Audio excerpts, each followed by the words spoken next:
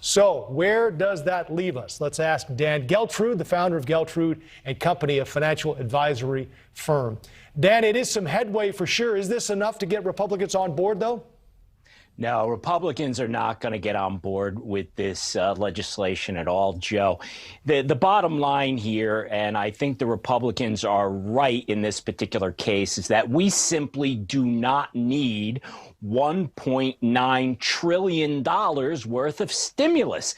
The economy is already making a comeback at this point, and the virus, most importantly, is in retreat. So directionally, we're in the right place. Now, if you look at what this bill is about, you have approximately 9% of those funds going directly towards COVID relief. Now, what happens to the other 90+%? Well, it's going to other stuff.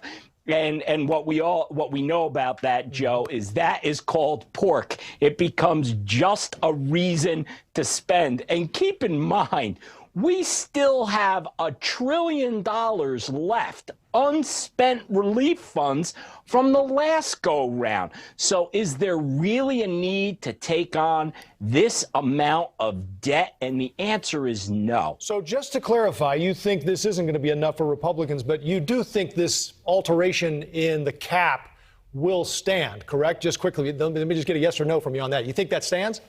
Yeah, I think that probably will stand. Yes. So do you think there will be more changes and more juggling with this final number before the Senate ends up passing the ultimate package?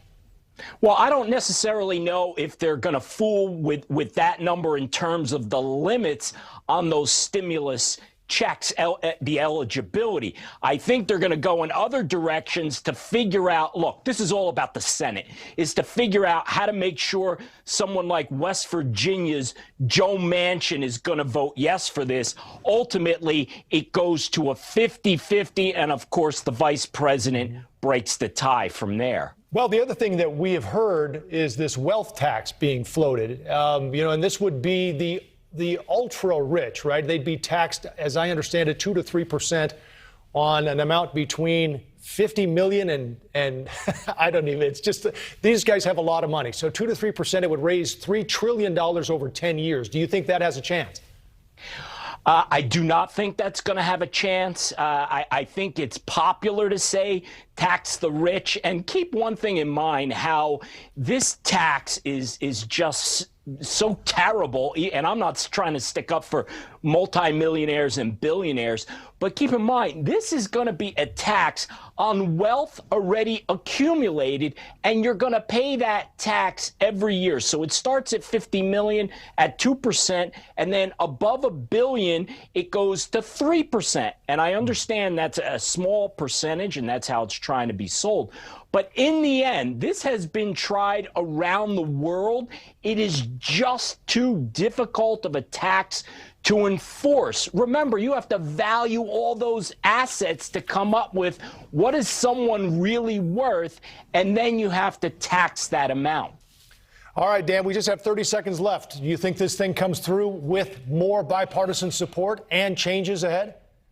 I think there'll be some changes only to get all Democrats on board. I don't think in the end any Republican votes for this.